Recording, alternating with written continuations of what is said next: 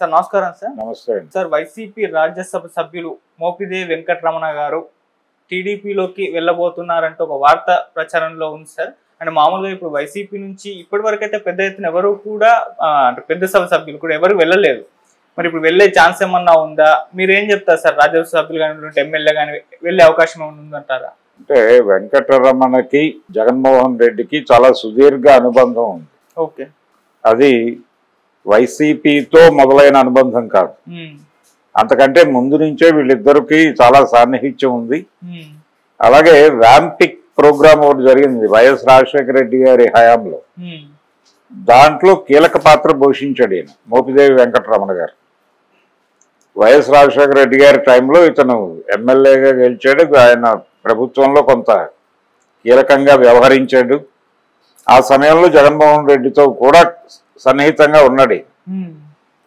ఈ ఉన్న క్రమంలోనే జగన్మోహన్ రెడ్డి మీద అక్రమ ఆస్తుల కేసులు పడినప్పుడు, అంటే ముఖ్యమంత్రి కార్యాలయంలో తనకున్నటువంటి ఇన్ఫ్లుయెన్స్ను దుర్వినియోగం చేసి ఆస్తులు అలాగే పెట్టుబడులు సమకూర్చుకున్నాడు అనేది కదా జగన్మోహన్ రెడ్డి మీద ఆరోపణ. ఆ కేసుల్లో ఆయనకు సహకరించిన వాళ్ళుగా కొంతమందిని నమోదు చేసింది సిబిఐ. దాంట్లో మోపిదేవి వెంకటరమణ కూడా ఉన్నాడు.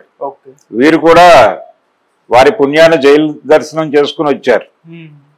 ఏది మ్యాట్రిక్స్ ప్రసాద్ వీళ్లతో పాటుగా శ్రీలక్ష్మి గారు ఐఏఎస్ ఆఫీసర్, వీళ్ళందరూ ఎలాగైతే జగన్మోహన్ రెడ్డి గారి జైలు జీవితాన్ని పంచుకున్నారో అలాగే మోపిదేవి వెంకటరమణ గారు కూడా పంచుకున్నాడు. అందుకని ఆయనకి ఎమ్మెల్యే టికెట్ ఇవ్వకపోయినా, ఆయన గెలవకపోయినా ఏం పట్టించుకోకుండా ఆయనకి పార్టీలో ప్రామినెన్స్ ఇస్తూ వచ్చాడు. అయితే మొన్న ఈ ఎన్నికల్లో ఆయన రేపల్లె నుంచి టికెట్ అడిగాడు జగన్మోహన్ రెడ్డి. అడిగితే ఆయన టికెట్ ఇవ్వకుండా గణేష్కి ఇచ్చాడు. అది కొంచెం తనకు మనస్తాపం కలిగించింది. కానీ పార్టీ గెలిచి అధికారంలోకి రాలేదు కాబట్టి అది కన్సిడర్ చేయాల్సిన అవసరం లేదు ఇప్పుడు. ఆ టైంలో కొంచెం ఆవేదన చెందాడు ఆయన, తనని కాదని గణేష్కి ఇచ్చారు అనేది చిన్న పెయిన్ ఉండదు.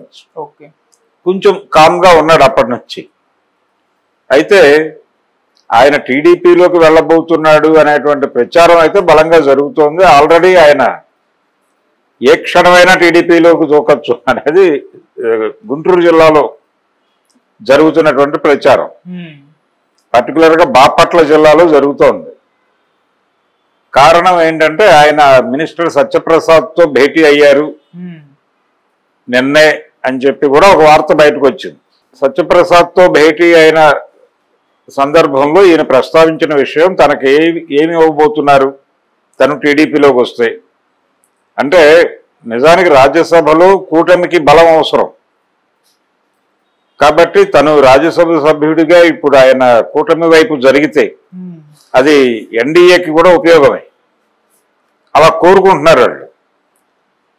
ఈ మధ్యకాలంలో బడ్జెట్ సెషన్లో కొంత నెగిటివ్గా మాట్లాడారు వైసీపీ నుంచి, బడ్జెట్ మీద వ్యతిరేక వ్యాఖ్యలు చేశారు. అలాగే ఈ వక్ఫ్ బోర్డుకు సంబంధించిన బిల్లు వ్యవహారంలో కూడా వాళ్ళు క్రిటికల్గా ఉంటామని చెప్పి మాట్లాడారు. అందుకని వైసీపీ తనతో ట్రావెల్ అవుతుందా అనే దానిలో వాళ్ళు ఆచితూచి అడుగేసే ధోరణి కనిపిస్తోంది. కాబట్టి ఇలా కొంతమంది సభ్యుల్ని ఎన్డీఏలో చేర్చేసుకుంటే బాగుంటుంది అనే వ్యూహరచనలో భాగంగా మోపిదేవి వెంకటరమణకి తెర వెనుకగా ఏదైనా ఆఫర్లు వచ్చి, అంటే ఆయన అంత ఆషామాషిగా కదిలే మనిషి కాదు. జగన్తో ఆయనకున్న రిలేషన్ చాలా సుదీర్ఘమైన రిలేషన్.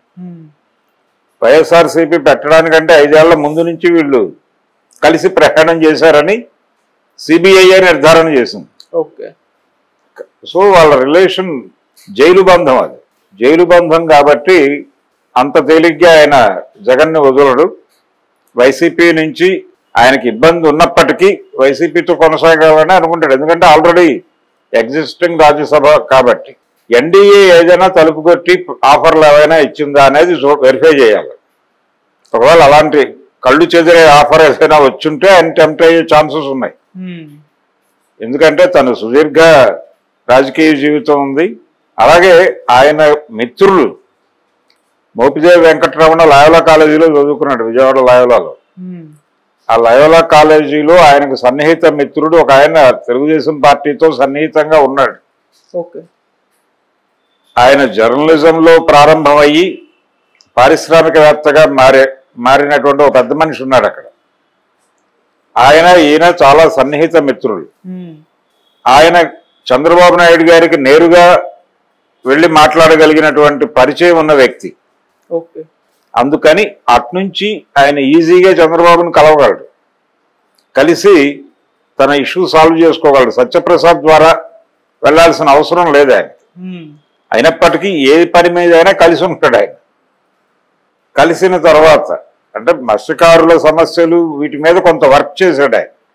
తీర ప్రాంత నియోజకవర్గం నిజాంపట్నం ఆ ఏరియాలో మత్స్యకారుల సమస్యల మీద కొంత మాట్లాడిన చరిత్ర ఉంది ఆయనకి, మోపిదేవి వెంకట్రావుకి.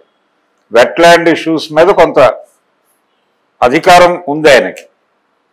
కాబట్టి ఆ విషయాలు ఏమైనా మాట్లాడటానికి కలిసి ఉంటాడా అనేది, కలిసిన తర్వాత ఈ స్పెక్యులేషన్ మార్కెట్లోకి వచ్చిందా అనేది ఒక్క కోణం. లేదు ఆయన నిజంగానే జగన్తో సఫర్ ఎందుకు వచ్చింది అనుకుంటే ఆయన నేరుగా తన మిత్రుడి ద్వారా చంద్రబాబు దగ్గరికి వెళ్ళగలడు. అయినప్పటికీ సత్యప్రసాద్ని ఎందుకు కలిశాడు అనేది ఒక ప్రశ్న. ఇలా రేపల్లె ఏరియాలో ప్రస్తుతం మోపిదేవి వెంకట్రావు రేపల్లె నియోజకవర్గం నుంచే కంటెస్ట్ చేయాలనుకున్నాడు ఆయన. ఇవ్వలేదు ఆయనకి, గణేష్కి ఇచ్చారు. అలా జరిగిపోయింది అది.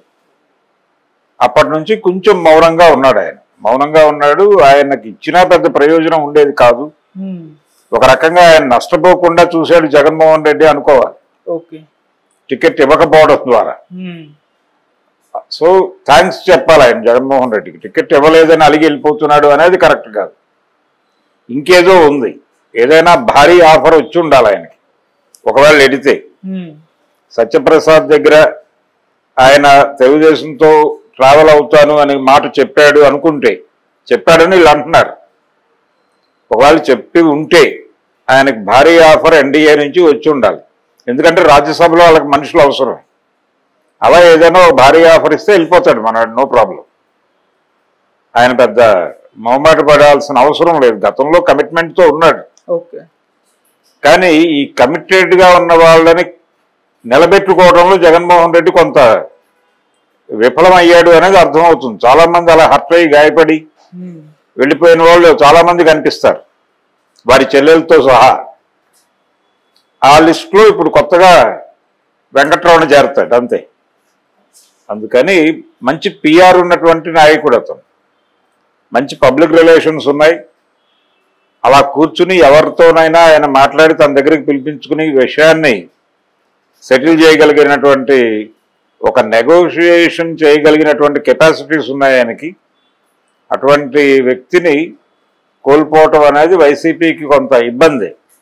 పర్టికులర్గా ఆ ఏరియాలో రేపల్లె ప్రాంతంలో ముఖ్యంగా పల్లెకారుల కమ్యూనిటీలో కొంత సఫరింగ్ వస్తుంది మోపిదేవి వెంకట్రావుని రూట్ మారిస్తే. అందుకని జగన్మోహన్ రెడ్డి గారు అప్రమత్తం అయ్యి ఆపే అవకాశాలు కూడా ఉన్నాయి.